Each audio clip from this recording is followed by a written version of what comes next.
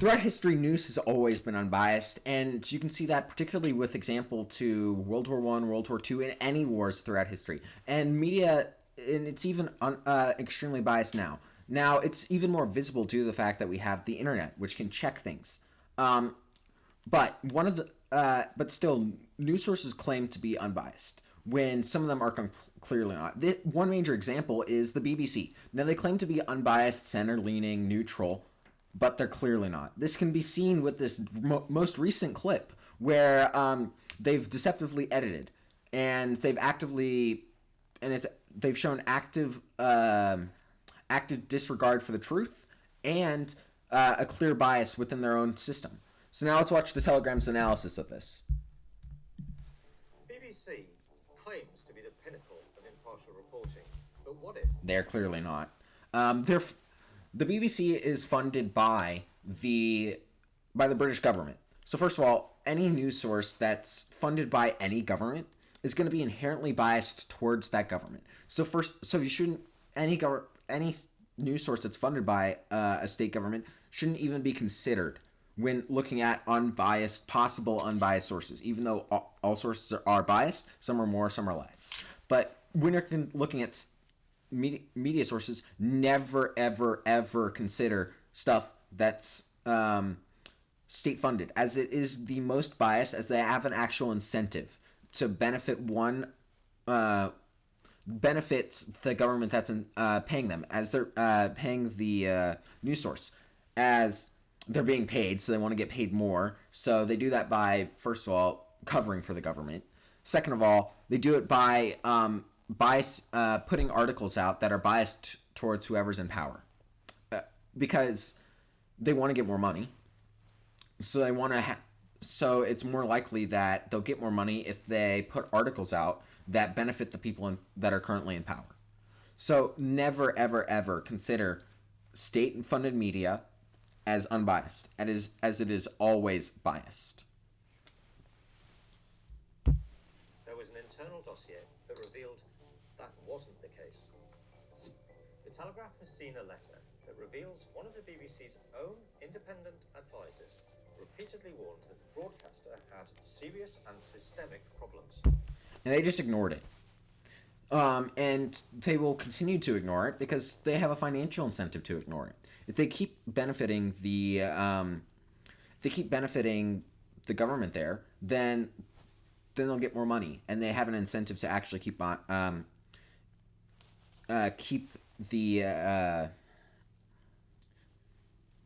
bias there. Additionally, even private media has that bias too, because they have private donors, people that pay them.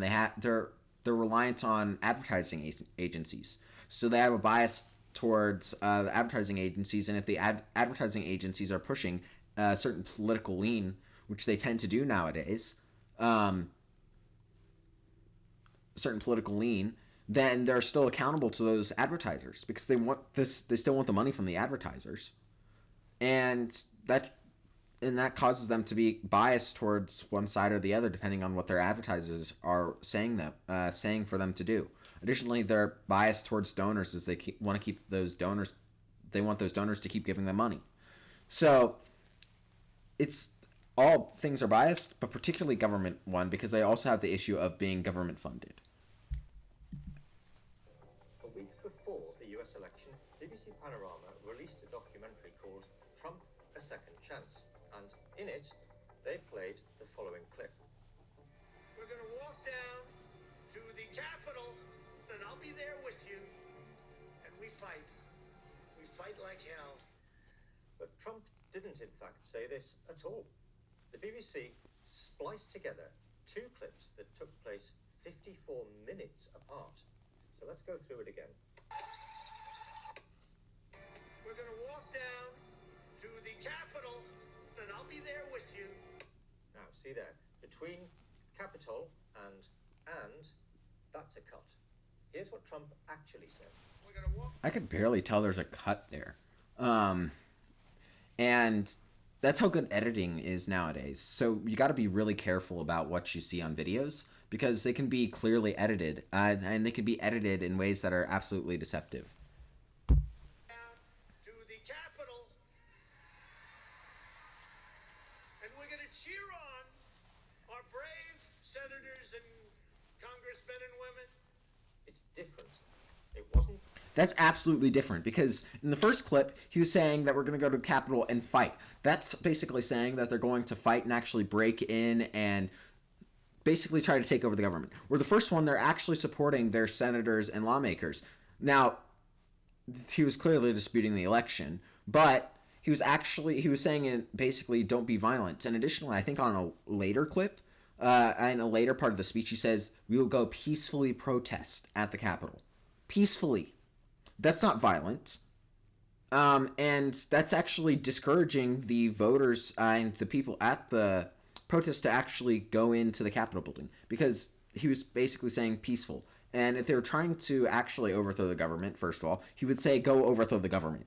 And he would say to go to the Capitol, be violent, and take over the government, just to get his supporters to go all the way and do that. But he didn't. And so he's clearly not trying to have the government overthrown here. Additionally, why would he go to the Capitol to overthrow the government? First of all, he would probably try to use the military if he was actually trying to overthrow the government. But he did not use that. He used a protest. And that's not actually how a coup would actually work in real life. So it's not, that editing there was incredibly deceptive. So nearly an hour later, that he then said the second part of the BBC's version. We're going to walk down to the Capitol, and we fight. We fight like hell. Now, it's true that a lot of people will still feel Trump's claims that in 2021 the election was stolen were entirely inappropriate. That's true. They probably were inappropriate. But the thing is, pretty much every single person in modern history has claimed that the elections were false. You saw Hillary Clinton do it. You saw Kamala do it. Although they were on smaller scales than Trump. They've all said it. And it's pretty much everyone said it in some way or some form. And Trump was a little bit probably more extreme. And I do not like that he was a little bit more extreme. And I do not like that he was extreme on that. But still, people will always dispute elections. You saw this also in the one where it was Gore v. Bush, where they disputed the election over and over again in Florida. You see it throughout history. One with McKinley and what's his name? Basically, it was the one after Grant's term, where there was a dispute between them. You saw it with Andrew Jackson and his election, where it was Quincy Adams, him, Clay, and one other person, where the election was disputed. You see it throughout history, where elections are constantly disputed, especially close ones, which 2020 was a close one. It only takes a couple thousand votes in Pennsylvania or Georgia to flip the election. So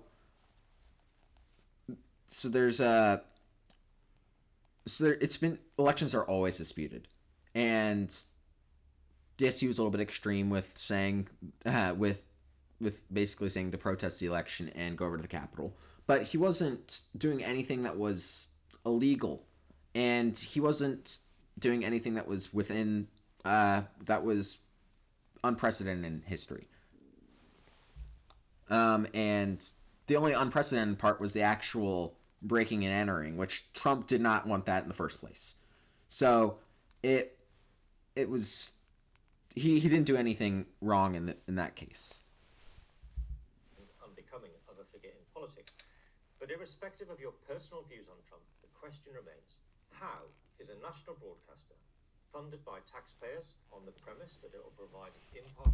Additionally, this is incredibly deceptive to the UK's own voters and own citizens, because they're actively funding propaganda that is lying to them, and that's basically wasting taxpayer money. So I bet they're incredibly salty about this in the first place, because they don't want biased people in their own government. And you can see, and I bet the right wing among the people in the UK are particularly mad right now. First of all, because if you look at the protest back in, what was it, September or August or September. But anyway, around then, there was like 3 million people uh, in in London. Not 3 million is probably an exaggeration. It was probably around 1 to 2 million. And you can see the crowds in the videos there. But I bet they're all mad at this because they clearly see the bias within the media, and this is their own taxpayers that are going to it. So they're probably extremely mad. And I wouldn't be surprised that there would see some protests in England after this. But I'm actually, but I don't think there will be any because it's going to be a smaller issue. It's still not as big as like an issue compared to what they were protesting the first time. So, but I still bet this is going to radicalize some people in England because I see how their own money is going to fund propaganda that goes against their own views.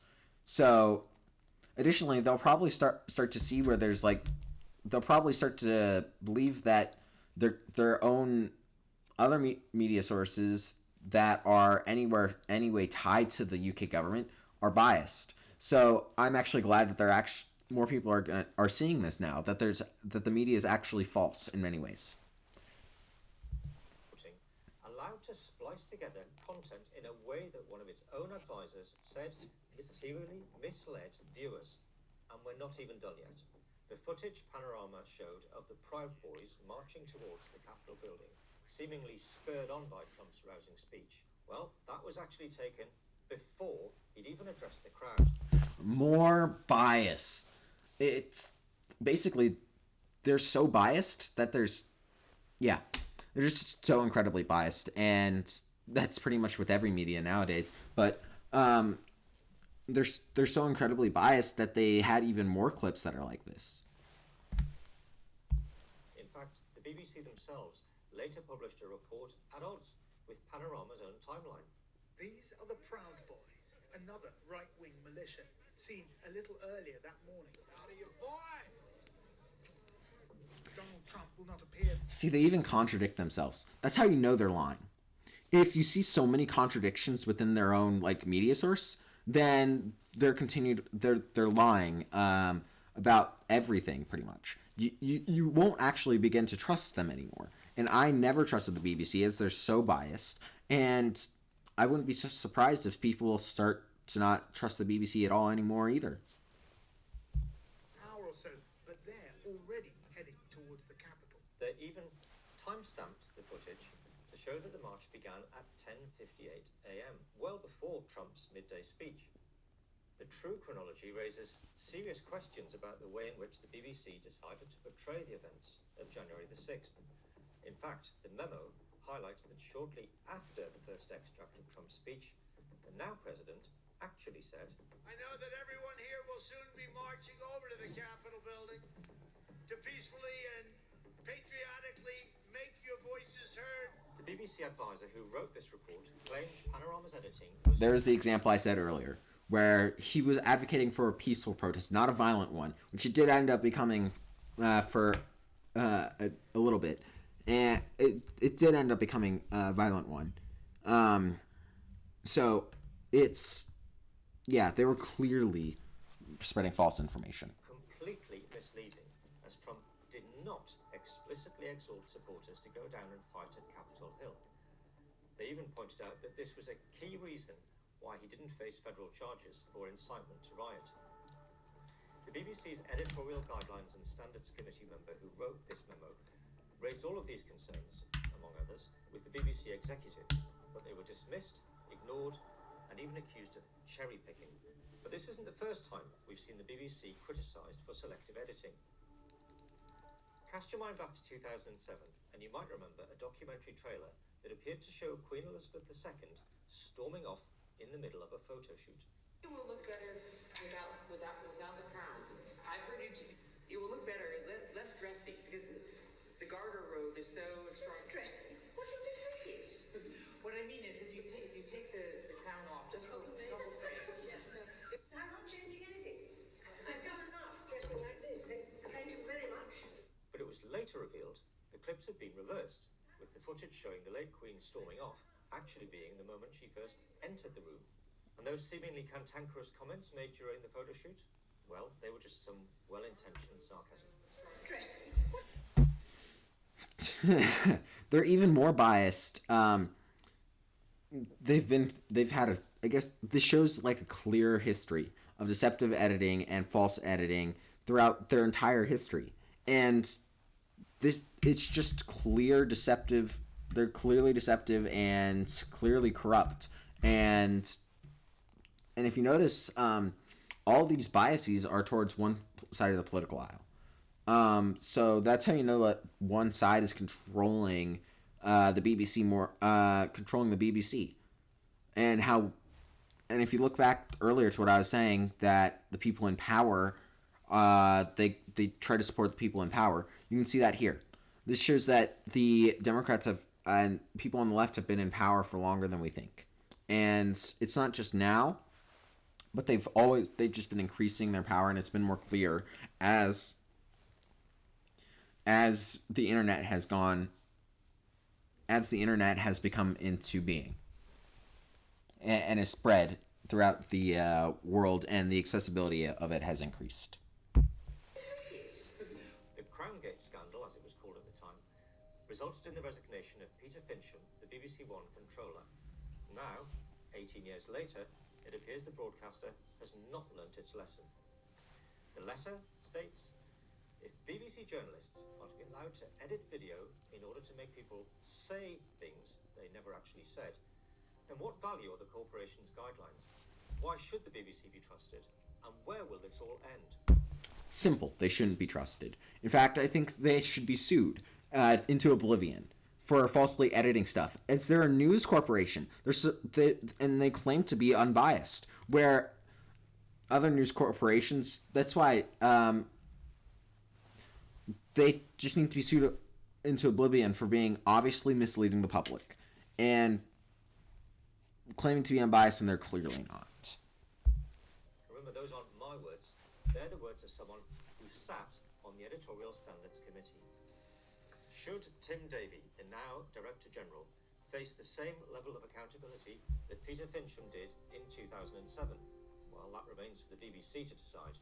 But if members of its own Editorial Standards Committee have no faith in the broadcaster, you have to ask, should we?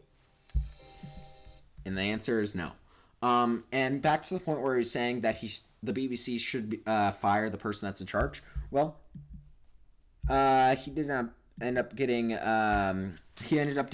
did end up getting fired. But I think he should be put. First of all, he should be put in front of a. I don't know how it works in Britain, but in the U.S., he should be put in front of Congress for actively lying and showing media bias. Since we put people in front of Congress all the time.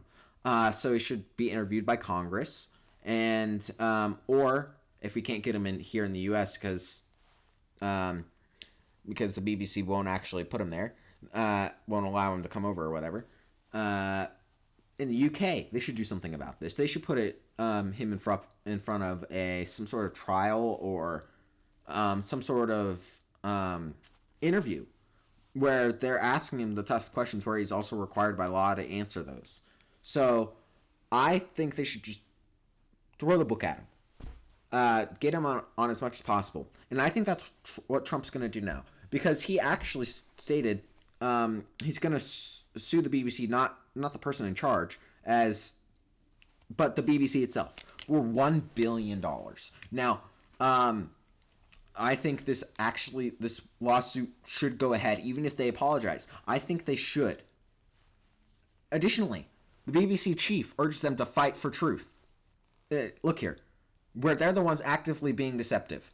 They're the ones falsely editing. And this is just adding more flame to the fire, or adding more wood to the fire, where it's adding fuel to the fire. It's adding more fuel to the fire here, because they're clearly trying to get their base to actively go against.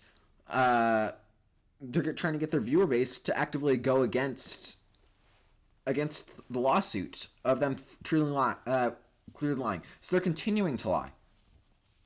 And even after they've been caught, and they've been caught multiple times, and they're continuing to lie, so they've never learned their lesson. You should never trust the BBC, and you should never trust any government-funded news organization. I actually hope Trump does go through with this lawsuit because, first of all, him taking $1 billion from BBC will massively hurt the BBC financially, and it will put a massive constraint on them. Since I don't know what their market cap, but their market cap's not that large. First of all, second of all, they probably don't have a lot of that cash on hand. So if they actually have the $1 billion and he actually wins that $1 billion in the court case, then the BBC will have to fire a lot of people. They'll hurt financially massively. And additionally, it will publicize the fact that they lied it will publicize that they lied even more. And it will clearly break down the entire BBC network and any BBC Media News Corporation. So that's... I actually hope he goes through with the lawsuit. And actually get the BBC to show the deceptive editing. Also, I think a future way to prevent this, future issues like this false editing is to maybe require a law where it says it's going to probably be under a defamation type thing, where if you deceptively edit a video to show, deceptively edit a video or deceptively make a video like AI to show a clearly false and to show a clearly false statement, and it's edited in a way to show that it's like true. So, for example, Trump's AI mariachi stuff, that's clearly falsely that's clearly AI generated, and it's clearly comedy if you look at it. Where this one's not.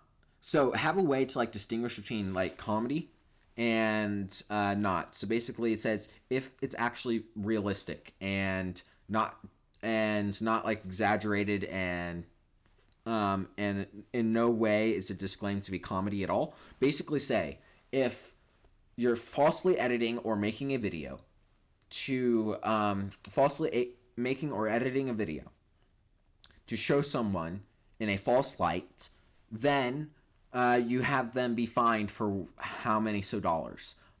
Because right now we have a massive issue with, and in the future with possibly massively editing videos and editing them to look false. And we have that issue right now with, first of all, news organizations cutting off videos to take things out of context, first of all. Second of all, here they're actively splicing together two videos to make Trump say something that's actively false.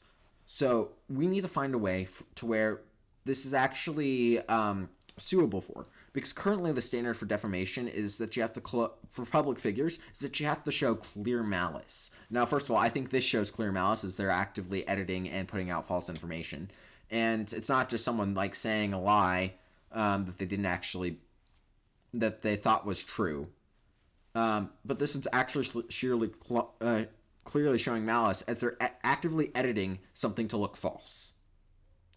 So, I think the BBC should be sued into oblivion. And in the future, we should make a law to where deceptively editing or falsely editing or even falsely creating a thing is a suable offense. And we have to. The thing is, the issue there, as I pointed out earlier, is that you got to some way like separate the difference between like clearly comedy and like comedy versus AI, comedy uses of AI. Like you're mocking someone and you make like a fake video about them, to where there's a separation to where it's like clearly false and deceptive editing.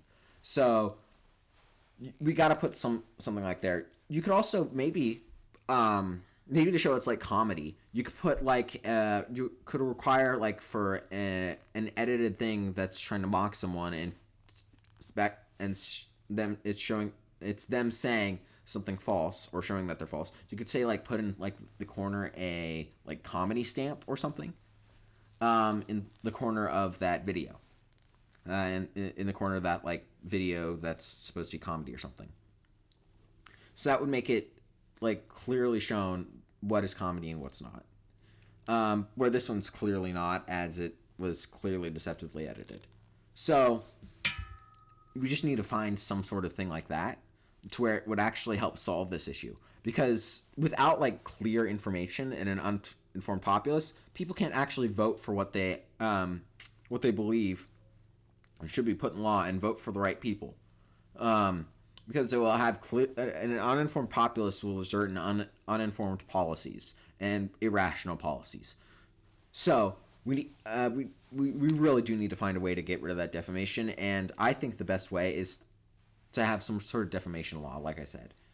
But hopefully the BBC does actually get is held accountable for this, and actively loses a ton of money. I really hope that, and I really hope that they do, I really hope that they do, simply because they're clearly biased and clearly biased and what should I say? They're clearly biased and clearly maliciously spreading false information. So I absolutely hope they get sued, and I hope Trump actually goes actively pursues the threat he made.